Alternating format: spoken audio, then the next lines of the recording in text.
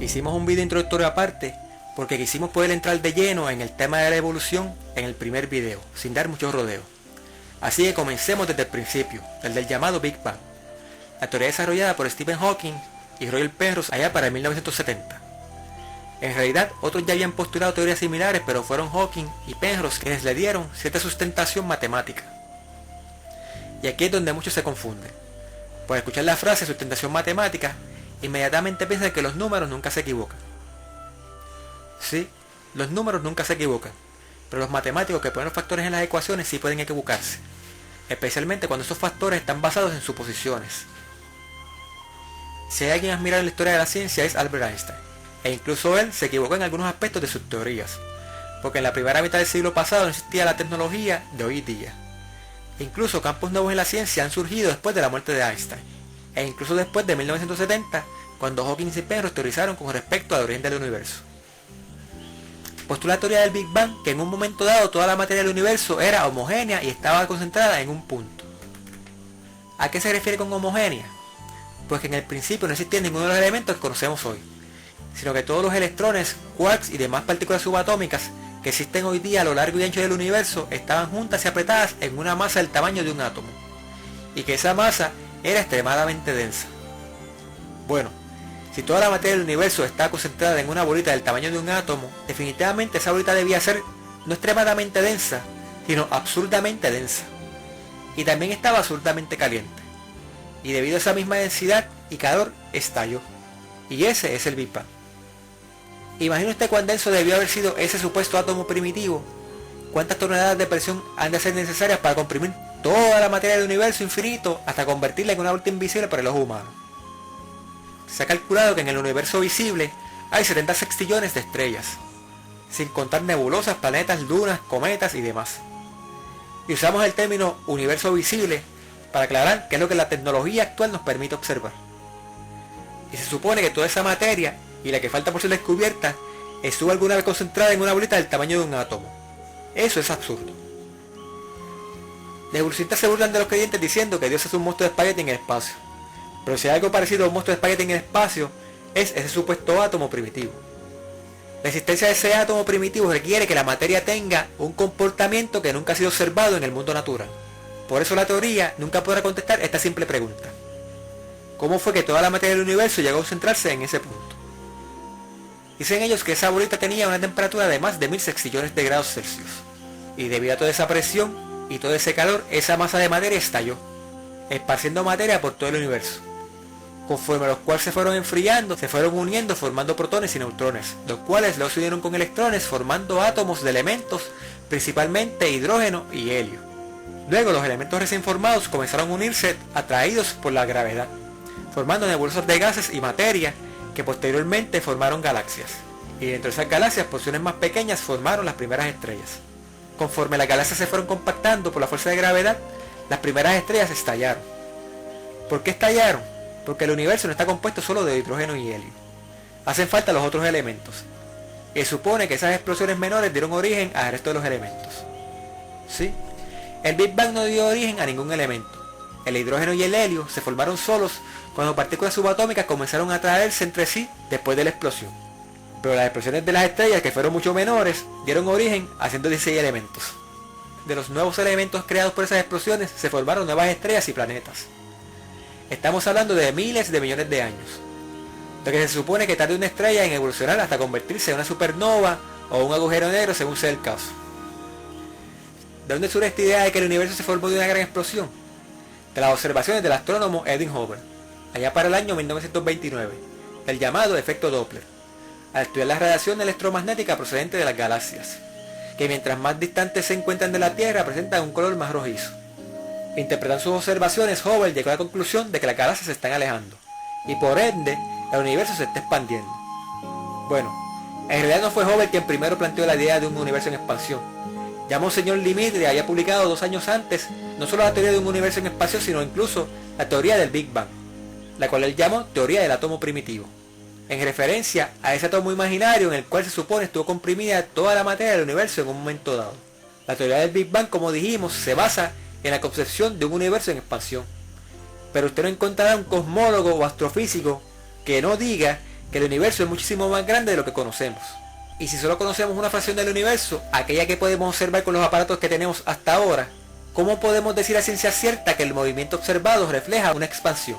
Porque si en realidad una expansión es observable, entonces deberíamos ser capaces de identificar el punto de inicio de esa expansión. Ese punto de inicio sería entonces el centro del universo. ¿Saben acaso los científicos dónde está el centro del universo? Creo que fue Einstein quien teorizó que no existe movimientos en línea recta en el universo, que todo aparente movimiento en línea recta es en realidad una fracción de una curva. Si el universo se mueve, había que preguntarse si se mueve a partir de un centro o si se mueve alrededor de un centro. Sin importar cuál de las dos alternativas sea correcta, si es que alguna de las dos lo es, no hay modo de probarlas. Las observaciones de Hubble no prueban nada, pues puede ser que todas las galaxias del universo se estén moviendo más o menos en una misma dirección, pero a velocidades distintas. Arthur Eddington, con su analogía del globo que se va inflando, pretendió explicar cómo se expande el universo sin que pueda identificarse un centro. Claro que no puede identificarse un centro sobre la superficie del globo, pero en el interior del globo, allí donde se va acumulando el aire, hay un centro perfectamente identificable. Con su analogía del globo, Arthur Eddington en realidad prueba un punto, que solo podemos observar una pequeña porción del universo, un pedacito sobre la superficie del globo, pero no tenemos idea de lo que está dentro y fuera del globo. Volviendo a la pregunta, ¿cómo fue que llegó toda la materia a ese punto? Esas son del tipo de preguntas que la teoría del Big Bang no logra contestar. Dice Hawking, pregúntenme acerca de lo que ocurrió 3 segundos después de la explosión, no me pregunten de antes de la explosión. Ilya Prigogine, ganador del Premio Nobel en Física en 1977, y quien fuera presidente de la Academia Internacional de las Ciencias hasta el día en que murió, dijo, si ha habido un fenómeno único de una singularidad tal como el Big Bang, nos encontramos ante un elemento que introduce aspectos cercanos a lo trascendental, que escapan a la ciencia. ¿A qué se refiere? Pues al hecho de que la ciencia se basa en la observación de los fenómenos. O sea que para que pueda haber ciencia, los fenómenos deben ser observables. El astrónomo Matt DeGroot, director del Alarm Observatory de 1976 al 1994, dijo, debemos recordar que la teoría del Big Bang es solamente eso, una teoría acerca de alguna cosa que no ha sido presenciada por ninguna persona, y que demanda una buena cantidad de presuposiciones a ser hechas de buena fe. De hecho, varias de las presuposiciones más cruciales que están a la base de nuestra comprensión actual del universo físico tienen un fundamento filosófico. Como tales, ellas son tan inescrutables como nuestra creencia en Dios. ¿De qué cosas trascendentales o de corte filosófico estamos hablando? Pues de esa masa imaginaria, el tamaño de un átomo, en la cual está concentrado toda la materia del universo y todo lo que la existencia de ese supuesto átomo primitivo se presupone, incluyendo la idea de que no existía el tiempo ni el espacio antes del Big Bang. Dicen los defensores del Big Bang que el Big Bang no fue una explosión en el espacio, sino una explosión de espacio, y que por esa razón no necesita tener un centro. ¿Se puede probar tal cosa? Claro que no. Un fenómeno tal nunca ha sido visto, hay que creerlo por fe. Para sostener su punto, dicen ellos que si el Big Bang hubiese sido una explosión en un espacio persistente, seríamos capaces de ver el borde del universo, o dicho de otra forma, el borde de la onda expansiva de esa explosión, y el espacio vacío más allá de ella. Pero la realidad es que el hecho de que no podamos ver ese borde del universo no necesariamente significa que no exista ese borde. Ese argumento no prueba nada en absoluto, porque podría deberse a que simplemente no poseemos los medios para ver tan lejos, como también pudiera deberse a que el Big Bang nunca ocurrió. Usted escoja cuál de las dos alternativas le gusta más. De igual manera, el que no podamos ver el centro del universo puede deberse a que no tiene centro, como también puede deberse a que la tecnología actual no nos permite ver tan lejos. Y aunque no tuviera centro, eso no necesariamente prueba que hubo un Big Bang, pues si el universo es infinito, y así lo creo yo, tampoco ha de tener centro. Y quiero que quede claro que no estamos argumentando a favor de la existencia de un centro del universo, a no ser que sea una figura de lenguaje para referirnos al trono de Dios. Dice Primera de Reyes 8:27, ¿acaso será posible que Dios haya de morar sobre la tierra? Aquí que los cielos, ni los cielos de los cielos te pueden contener, cuanto menos esta casa que yo he edificado. El universo es infinito, pues solo en el infinito puede haber suficiente espacio para un Dios infinito. Volviendo al átomo primitivo, aquella masa homogénea de tamaño nulo, en la cual estaba comprimida toda la materia del universo antes del Big Bang. Si toda la materia fue en algún momento uniforme y homogénea, eso quiere decir que puede volver a serlo. Y si es así, entonces la alquimia es posible. El doctor Daniel Dasich dice que si toda la materia hubiera alguna vez sido uniforme y homogénea, debería seguir siéndolo aún. Dice Lassisch: lo más que preocupa a los científicos es el hecho de que los avances en la cosmología cuántica demuestran que la hipótesis sobre la cual descansa la teoría más apreciada acerca del universo, refiriéndose a la teoría del Big Bang, está equivocada. Según la teoría del Big Bang, la materia precede al tiempo, pues la materia ya existía comprimida en aquel átomo primitivo, y el tiempo no comienza sino hasta el momento de la explosión. Pero según la física cuántica, el tiempo precede a la materia. Así lo expresó el Dr. Lassisch en la entrevista para el programa Escrito Está. Esto concuerda con lo que dice la Biblia, acerca de que en el principio era Dios, y que Dios creó el universo de la nada sin la necesidad de materia persistente. A Dios no lo podemos observar ni percibir con nuestros 5 sentidos. Creemos en Él por fe. El asunto es que el Big Bang y la teoría de la evolución tampoco se pueden observar en el tiempo y el espacio. Sin embargo, se presentan como si fueran hechos probados. Pero la realidad es que la gran mayoría de los que creen en la evolución lo hacen porque en realidad ignoran lo que la teoría de la evolución implica. Los tales creen en la evolución porque tienen fe ciega en los científicos que postulan la teoría. Y los que sí saben lo que la teoría implica, la creen porque tienen fe en la teoría misma. O en otras palabras, aquellos que saben lo que implica la teoría de la evolución, tienen fe en que descubrimientos futuros probarán la certeza de la teoría. Sin embargo, defienden y promueven la teoría como si la evidencia que esperan descubrir en el futuro ya existiera. Cito nuevamente el libro de Kerkhoff. Parece a veces como si muchos de nuestros escritores modernos acerca de la evolución han obtenido sus puntos de vista por medio de alguna suerte de revelación. ¿Por qué revelación? Porque no existe la evidencia, pero sin tener la evidencia, la defienden y promueven como si la tuvieran.